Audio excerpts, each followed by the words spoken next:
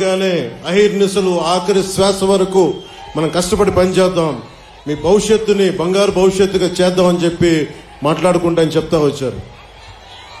ముఖ్యంగా యువతను చూస్తూ ఉంటే చంద్రబాబు గారు నిజంగా చెప్తాను, హ్యూమన్ రిసోర్సెస్ అని ఒక మాట మాట్లాడారు.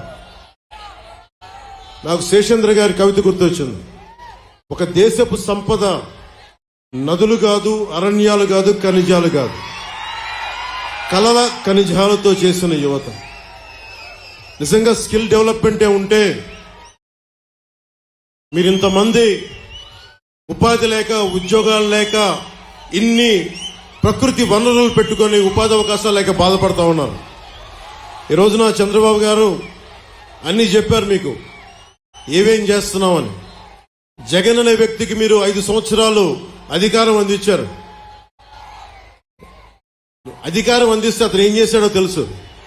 ఇక్కడున్న ఎమ్మెల్యే వారాహి ఎలా వస్తో మేము చూస్తాం, ఆంధ్ర రోడ్ల మీదకి ఎలా వస్తో చూస్తామంట. ఈ తాటాకి చప్పుళ్ళకి బెదిరితామా మేము? ఈ చిల్లర ఆకురౌడి పనులకి మేము బెదురుతామా మేము? ఏమనుకుంటారు వీళ్ళందరూ, ఆకురౌడీలు అందరూ? చిన్న చిన్న అతని కొడుకు అంట, పేరు కూడా నాకు తెలియదు సరిగ్గా, అతను ఎమ్మెల్యే అభ్యర్థి అంట. మీరు చెప్పండి, ఇంతమంది యువత ఉన్నారు, మీకు వాళ్ళ కొడుక్కి తేడా ఏంటి చెప్పండి? మీకు వాళ్ళ కొడుక్కి తేడా ఏంటి? దిగొచ్చాడా కొడుకు? మీరు ప్రత్యేకంగా రాచరికంతో పుట్టారా? అంటే మీ రక్తం బ్లూ కలర్ లో ఉంటుందా? మీ రక్తం మీరు దాడులు చేస్తే మేము భరించాలా? 14 తెనాల్లో మాట్లాడతా, జగన్ కి గాయం అయితే రాష్ట్రానికి గాయం అండి. మీకు ఒక్కరికి గాయం అయితే రాష్ట్రానికి గాయం కదా? ఇంతమందికి ఉపాధికి అవకాశం లేకపోతే గాయం కదా? ఇంతమంది మత్స్యకారులకి ఉపాధి అవకాశం లేకపోతే గాయం కదా? పాకిస్తాన్ జైళ్లలో మగ్గుతా ఉంటే అది గాయం కదా రాష్ట్రానికి?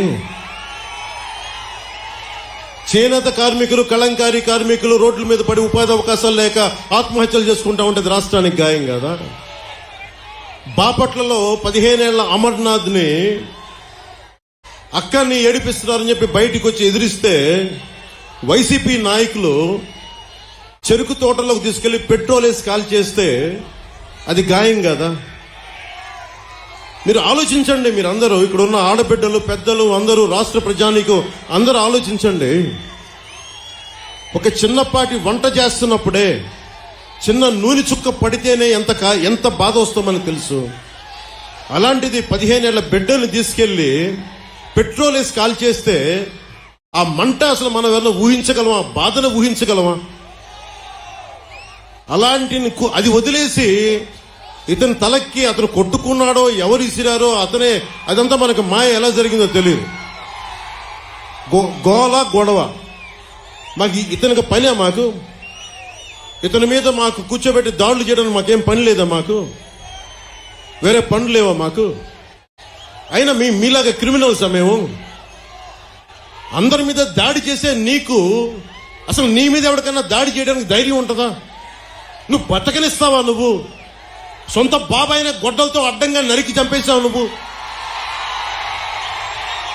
ఆ నరికి చంపించిన వ్యక్తులను నువ్వు వెనకేసుకొస్తావు.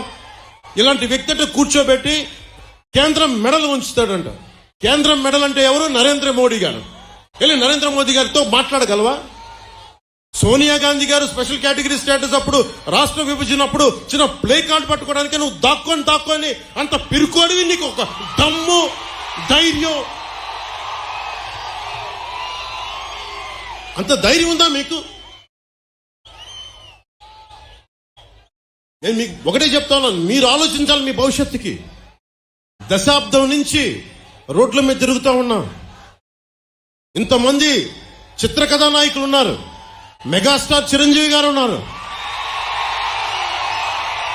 రెబల్ స్టార్ ప్రభాస్, మహేష్ గారు, అల్లు అర్జున్ గారు, రామ్ చరణ్ గారు, జూనియర్ ఎన్టీఆర్ గారు, ఇలా ఎంతో మంది నాయకులందరూ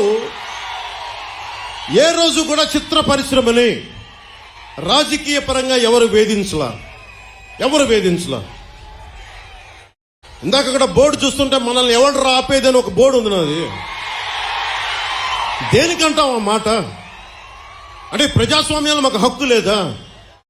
ఇక్కడున్న ఎమ్మెల్యేకి ఈ నా మాటలు కూడా మంచి రావట్లేదు, కొంచెం కోపాన్ని ఉంచుకున్నాం. ఇలాంటి ఆకు రౌడీలకు మేము భయపడతామా? వారాహి ఎలా వస్తో ఆంధ్ర రోడ్ల మీద చూస్తూ మీరు తిరుగుతాం, మేము చూస్తామా? బెదిరిస్తారా మమ్మల్ని? మేము సుభాష్ చంద్రబోస్ స్ఫూర్తిని నింపుకున్న వాళ్ళం గుండెల్లో. ఇలాంటి ఆకు రౌడీల్ని చిటికినేలతో పక్కన పెడతాం, గుర్తుపెట్టుకోండి. నా సైన్యంతో మేము రోడ్ల మీదకి వస్తే మమ్మల్ని ఎదుర్కొని మీరు భరించగలరా? మీరు తట్టుకోగలవా? మా శక్తిని, యువత శక్తిని తట్టుకోగలవా నువ్వు? 10 మంది ఆకు రౌడీలు వేసుకొని కూర్చోబెట్టి యువతనందరినీ బెదిరిస్తే మీకు ఒకటే చెప్తున్నాను, మీరు దయచేసి భయపడకండి. మీరు ధైర్యంగా లేకపోతే అక్కడ కూర్చోబెట్టిందాక జై భీమ్ అని మీరు అంబేద్కర్ గారి గురించి చెప్తా ఉన్నారు. కొన్ని వందలాది మంది మేధావులు ఆయన నేతృత్వంలో కూర్చొని చాలా బలమైన రాజ్యాంగం ఇచ్చారు మనకి, మీ భవిష్యత్తు కోసం, మీ ప్రాథమిక హక్కుల కోసం. అలాంటి మీరు భయపడతా ఉంటే అది ప్రాబ్లం జగన్ గొప్పతనం కాదు, ఇక్కడున్న స్థానిక ఈ ఆకురౌడి ఎమ్మెల్యే కాదు. మనం పిరికితనం మనల్ని చంపేస్తుంది, మన చేతగానితనం, మనకి ధైర్యం లేక. అరే నాలాంటి వాడు ఒకడు, నేను గొప్ప కుటుంబాల నుంచి రాలా, మా నాన్న ముఖ్యమంత్రి కాదు, నాకేం పెద్ద గొప్ప కుటుంబాల నుంచి వచ్చిన వాళ్ళం కాదు. అరే మా నాన్న ఒక పోలీస్ కానిస్టేబుల్ గా వచ్చి ఎక్సైజ్ లో ఈఎస్ గా రిటైర్డ్ అయిన వ్యక్తి, ఏఈఎస్ గా. అలాంటి వ్యక్తి కుటుంబాల నుంచి వచ్చాం మేము ధైర్యంగా ఉన్నామంటే మీరెందుకు ధైర్యంగా ఉండలేరు? నా రక్తం వేరు, మీ రక్తం వేరా? నా గుండె వేరు, మీ గుండె వేరా? నాకు ధైర్యం ఉన్నప్పుడు మీకెందుకు ధైర్యం ఉండదు? నేను అది చూపించడానికి వచ్చాను. అధికారం పరమావధి కాదు, మార్పు పరమావధి. మీరు బాగుంటే నాకు చాలా ఆనందం. ఎవరన్నా సరే, నిన్న కూడా జగన్ మాట్లాడుతా భీమవరంలో నేను కూర్చొని మార్చేసుకున్నానంట, భీమవరం నుంచి మార్చానంట. ఏదైనా మాట్లాడితే కూర్చోబెట్టి వ్యక్తిగతంగా మాట్లాడతాడు. ఏ రోజున్నా సరే జగన్ గారి సతీమణిని నాకు అంటానికి ఎంతసేపు పడుద్ది? పెళ్ళాం అనే పదప్రయోగం వాడతామా మనం అసలు? ఈ దిగజారుడు ముఖ్యమంత్రి దిగజారిపోయాడు. నేను నిన్నే చెప్పాను, పొద్దున్న ఇందాక చెప్పాను, ఇతని మీద ఎలక్షన్ కమిషన్ కంప్లైంట్ చేయండి, దిగజారికి పోయేలా మాట్లాడుతున్నాడని. కాదు, పెళ్ళాం అనే పదప్రయోగాన్ని మనం మాట్లాడతామా? అసలు ఆ స్థాయికి పబ్లిక్ డిబేట్ ముఖ్యమంత్రి అతను ఏంటో నాకు అర్థం కాదు. మీరు ఆలోచించండి ఒకసారి. అరే సొంత చెల్లికే గౌరవం ఇవ్వనివాడు, సొంత చెల్లి వ్యక్తిగత జీవితాన్ని రోడ్ల మీద పెట్టేవాడు. దీన్ని మీరు ఆలోచించండి ఒకసారి. సొంత చెల్లిని కూడా